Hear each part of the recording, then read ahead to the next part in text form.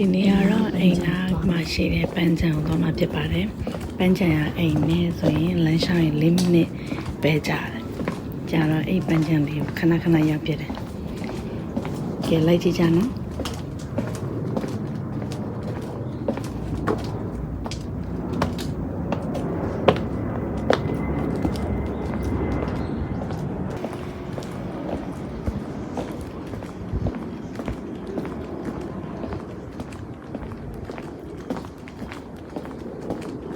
ဒီနာပန်းချံကိုသွားနေပါတယ်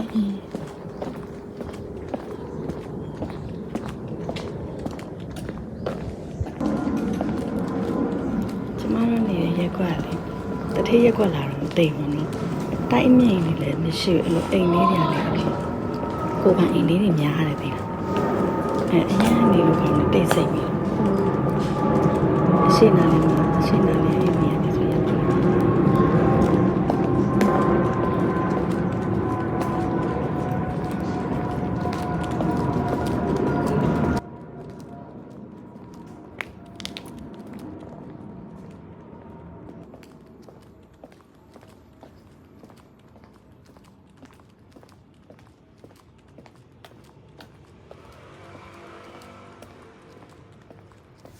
ကဲပန်းချံရောက်ပါပြီပန်းချံလေးစဝင်ပါတော့မယ်စနေတနင်္ဂနွေဆိုလို့ရှိရင်လည်းအိမ်နာမှာခလေးလေးတွေပေါ့နော်မိသားစုတွေလာပြီးတော့အဲ့လိုနားလာတော့ရှိပန်းချံလေးအထဲထဲမှာလေးအပင်တွေရတယ်အများကြီးပဲသိလားဒီပန်းချံကတခြားပန်းချံတွေနဲ့မတူဆိုတာစိမ့်ဆိုးနာပဲအဲ့လိုအကောင်တွေပါရှင်မွေတွေပါလည်းရှိတယ်မွေတွေပါသတိထားတော့ရှင်နာမှာစာရေးတာတွေ့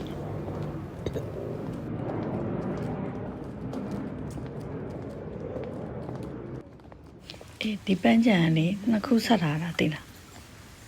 ဒီဘက်အခုဒီဘက်ခြမ်းမှာတစ်ခုမှာအရှိမတစ်ခုအလဲမှာလမ်းကြီးအဲ့ဒါဟိုဘက်ကူမယ်ဒီဘက်မှာနည်းနည်းခြုံနေများလို့လေဒီဘက်ခြမ်းအဲ့ဒါမှဟိုဘက်ခြမ်းသွားအခုသွားတဲ့ခြမ်းသွားမယ်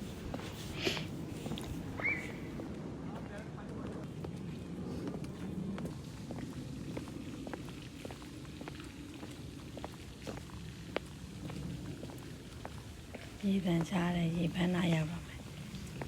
ဒီပန်းချံလေးခုံနေတဲ့လေအများကြီးပဲသိတာဟိုကဘာလဲထိုင်တဲ့လူသိမ့်မရှိဘူးအဲ့လိုမျိုးဟိုရှိနာမှာကလေးတွေဆော့နေတယ်အဲ့ဒီနေရာသွားမယ်အတန်ကြားနေဒီတနင်္ဂနွေနေ့ဆိုဒီနံအမြဲတမ်းကြားတယ်လေနံကြားရင်လေရင်လိုက်ရှာပြီးကြည့်ရတာမဟုတ်အိမ်ကိုပြန်တင်တော့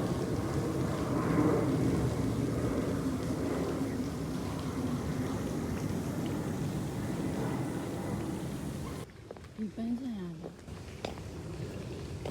မြေကြီးတို့ထဲထဲမှာရှိတော့သူများဟိုပန်းချံနေမျိုးမများဒီနာမှရှိတဲ့မိသားစုတွေအကြအဲ့ဒါမျိုးအေးစေးနားလို့ရ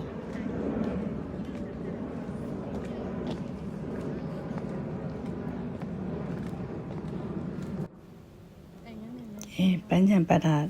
တပတ်ပြည့်တော့မယ်မကြီးခုံအလွတ်တွေအများကြီးပဲဘယ်သူမှထိုင်နေလို့မရှိဘူး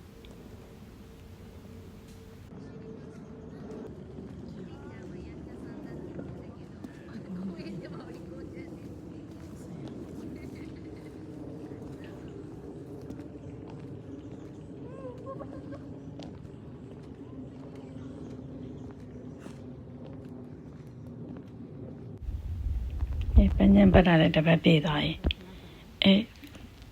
ခဏလေးထိုင်လိုက်တာလေချိန်နေမှလေအဲ့ဒီပန်းချံမှာလေအများကြီးပဲသိလားချိန်နေလာကြိုက်တာဂျပန်ရောက်တော့တခါမှချိန်မတွေ့ဘူးဘာဖြစ်လို့ချိန်များဆိုတော့ဒီပန်းချံကလေအပင်တွေအရင်များတဲ့အတွက်အဲ့ဒါကြောင့်မို့ချိန်များတာလူလည်းအများကြီးလာပြီးတော့အလောက်ထိအပန်းဖြည့်တယ်လို့သိပြီးတော့မရှိဘူးလေဟိုယောဂီပန်းချံတို့ပါကျလူအများကြီးပဲဘာသေးလေးလည်းမသိကဲဒီနေ့ကတော့ဒီလောက်ပါပဲကျေးဇူးပဲလို့ကျေးဇူးတင်ပါတယ်